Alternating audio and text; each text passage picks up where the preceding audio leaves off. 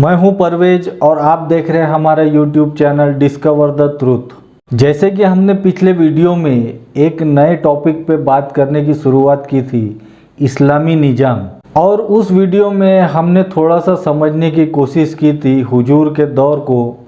जिसमें अबू जहल और वो लोग जो इस्लामी निज़ाम या इस्लाम के ख़िलाफ़ काम कर रहे थे, उन लोगों को भी जो अपने आप को मुसलमान कहलवाते थे, लेकिन अल्लाह ने उन्हें मुनाफिक कहा था। तो जिन लोगों ने भी हमारा वो वीडियो नहीं देखा हो, कोशिश करें कि एक बार उसे ज़रूर देखें। तो जैसे आज के दौर में इस्लामी निज़ाम या इस्लामी निज़ाम को चलाने वाले लोगों के बारे में सारे दुनिया में एक हवा बनाकर रखा गया है या एक डर का माहौल पैदा किया जाता है, तो थोड़ा सा जान लेते हैं आज के मौजूदा दौर में जो निज़ाम चल रहे हैं उनके बारे में। आज मौजूदा दौर में जो दुनिया को पसंद है उन निज़ामों में है बादशाहत, डिक्टेटरशिप और डेमोक्रेसी। इन निज़ामों के बारे में हमने पिछले वीडियो में बात की है कि ये निज़ाम 18वीं सदी के बाद में किस तरीके से दुनिया पर थोपे गए। आज हम समझने की कोशिश करेंगे कि ये सारे के सारे निज़ाम किस तरीके से दुनिया में चल रहे हैं, या इन निज़ामों को चलाने वाले हुक्मरान इन निज़ामों को किस तरीके से दुनिया में चला रहे हैं। किसी भी मुल्क को चलाने के लिए उस मुल्क के अंदर 3 चीज़ों की ज़रूरत गिरती है, जिसमें से एक है लेजिस्लेचर, एग्जीक्यूटिव, जुडिशरी, और इन तीनों को कंट्रोल करता है उस मुल्क का हेड ऑफ स्टेट। लेजिस्लेचर वो जगह होती है जिसे पार्लियामेंट भी कहते हैं, जहाँ अपने अपने मुल्कों के नुमाइंदगी करने वाले लोग मौजूद रहते हैं और वो इस मुल्क को किस तरीके से चलाना चाहिए इस चीज़ की सलाह देते हैं, और इस मुल्क में कानून बनाने की ताकत भी इन्हीं लोगों के पास में होती है।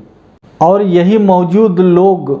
अपने मुल्क का हेड ऑफ स्टेट भी चुनते हैं। जुडिशरी वो इदारा होता है जहां लोग उम्मीद करते हैं कि उन्हें इंसाफ मिलेगा। एग्जीक्यूटिव वो इदारा होता है या वो पावर बैंक होता है जो मुल्क में काम आने वाले सारे के सारे डिपार्टमेंट को कंट्रोल करता है, जैसे कि education, internal security, international relationship, और भी जितने मुल्क को इदारों की ज़रूरत होती है उन सब को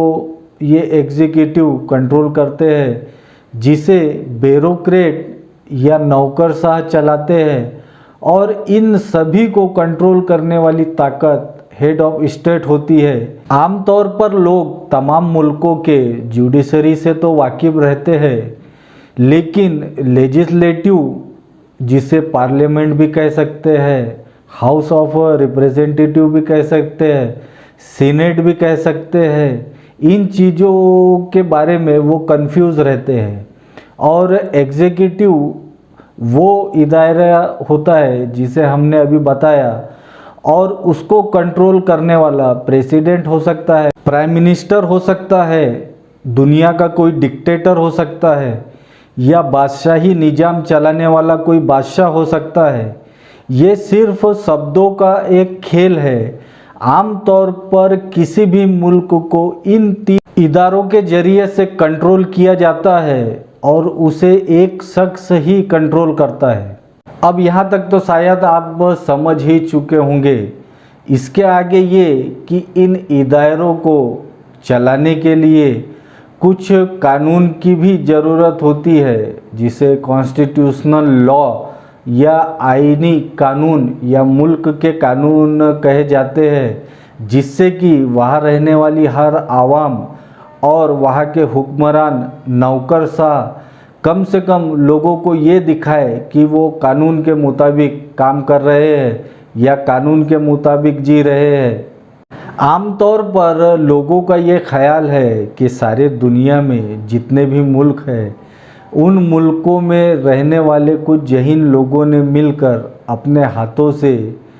इन कानूनों को या कॉन्स्टिट्यूशनल लॉ को लिखा है, तो समझते हैं कि ये कॉन्स्टिट्यूशनल लॉ क्या होते हैं। इन कानूनों में कुछ कानून ऐसे होते हैं जो पिछले दौर से जो ट्रेडिशनल कानून चले आ रहे होते हैं वो होते हैं।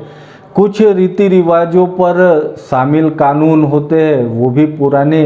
अकीदों के मुताबिक चले आ रहे होते हैं। कुछ जदीद दौर में ज़रूरत के मुताबिक बनाए गए कानून होते हैं। तो इसी तरह दुनिया में खुदाई निज़ाम या खुदाई कानून के लिए थियोक्रेसी वर्ड का इस्तेमाल किया जाता है, और जो कानून खुद लोगों ने अपने हाथों से बनाए हैं उसे डेमोक्रेटिक लॉ कहा जाता है। और ऐसा भी नहीं है कि दुनिया के तमाम मुल्कों ने एक जैसे ही कॉन्स्टिट्यूशन बना के रखे हैं। कुछ मुल्क ऐसे भी हैं जिनके लॉ को अनकोडिफाइड कॉन्स्टिट्यूशन कहा जाता है, जिसमें वो अपने रिवायत के मुताबिक कानून के और रिवायती चली आ रही ट्रेडिशन के मुताबिक और आज के दौर को मिलाकर फैसला करते हैं। उनमें है कनाडा, चीन, New Zealand, San Marino, United Kingdom, Israel और सऊदी अरब। अब अगर हम दुनिया में देखें तो हमें पता चलता है वो थियोक्रेटिकल कॉन्स्टिट्यूशन हो, डेमोक्रेटिकल कॉन्स्टिट्यूशन हो या अनकोडिफाइड कॉन्स्टिट्यूशन हो, इन कॉन्स्टिट्यूशन को सारी दुनिया के हुक्मरान जिसे अपने अपने मुल्कों में चलाते हैं, उनमें से जो बादशाह होते हैं उन्होंने इसे अपने पैरों के नीचे दबा कर रखा है, या जो डिक्टेटर होते हैं उन्होंने इसे अपने बंदूक के नीचे दबा के रखा है, या जिसे आम तौर पर डेमोक्रेटिक लीडर हम मानते हैं, और वो दुनिया को इसका सबक देते हैं कि हम डेमोक्रेटिकल लॉ को मानते हैं, जबकि वो अपने आवाम के खिलाफ इसे सिर्फ अपनी ही जागीर समझते हैं। यही वजह है कि जब भी हम कानून की कोई मूर्ति देखते हैं तो उसकी आँखों पर पट्टी बंधी हुई हमें दिखती है, और आवाम ये समझने को तैयार नहीं है कि ये पट्टी उसके आँखों पर किसने बांधी है। तो ऐसी ही कानून की आँखों पर पड़ी हुई पट्टी को उस दौर में उतार के फेंका था मोहम्मदुर रसूलुल्लाह सल्लल्लाहु अलैहि वसल्लम ने, और उस वक्त इस्लामी निज़ाम के ज़रिए से सारी दुनिया को अदल और इंसाफ से भरा हुआ कॉन्स्टिट्यूशन दिखाया गया। हर दौर में ज़रूरी होता है उस कानून की आँखों पर पड़ी हुई पट्टी को उतारने के लिए जिहाद करना, जद्दोजहद करना, कोशिश करना, स्ट्रगल करना। फिर अगर आप हुकूमत करने के काबिल हो जाए तो सारी दुनिया को अल्लाह के बंदे और अल्लाह के ग़ुलाम बनकर उस निज़ाम को चला के दिखाना होता है। अब इस्लामी निज़ाम ठीक उसी तरीके से काम करेगा जिस तरीके से दुनिया के और निज़ाम भी काम करते हैं, यानी कि वो सिस्टम लेजिस्लेटिव, एग्जीक्यूटिव और जुडिशरी। जिस तरह हमने लेजिस्लेटिव को पहले जाना कि इसे कांग्रेस भी कह सकते हैं, हाउस ऑफ रिप्रेजेंटेटिव भी कह सकते हैं, सेनेट भी कह सकते हैं, संसद भी कह सकते हैं, लेकिन इस्लामी निज़ाम के नज़रिए से या इस्लामी निज़ाम की ज़बान में इसे सूरा कहा जाता है। आमतौर पर लोग जुडिशियल, अदलिया या कोर्ट से वाकिफ़ ही है, क्योंकि ये वर्ड को लोग जानते ही है। जिस तरह हमने जाना था legislative, Congress, house of representative, senate,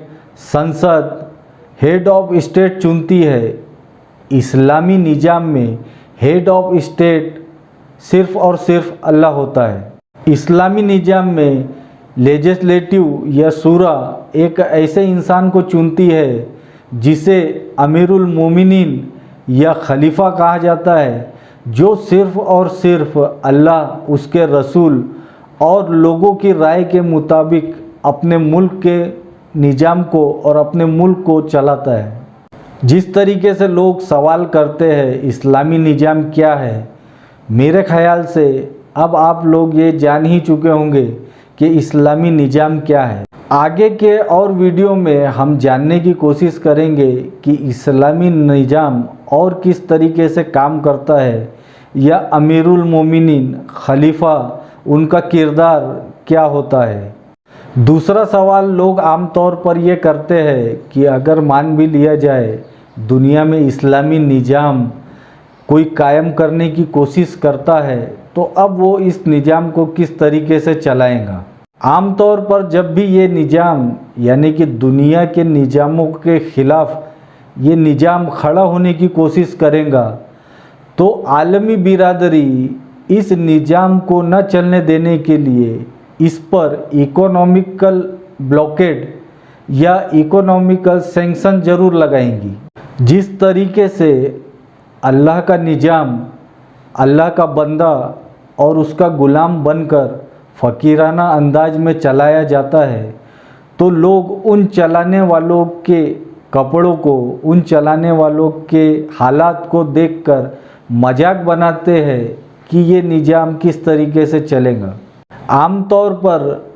आम लोगों का नज़रिया बना हुआ है जिस तरीके से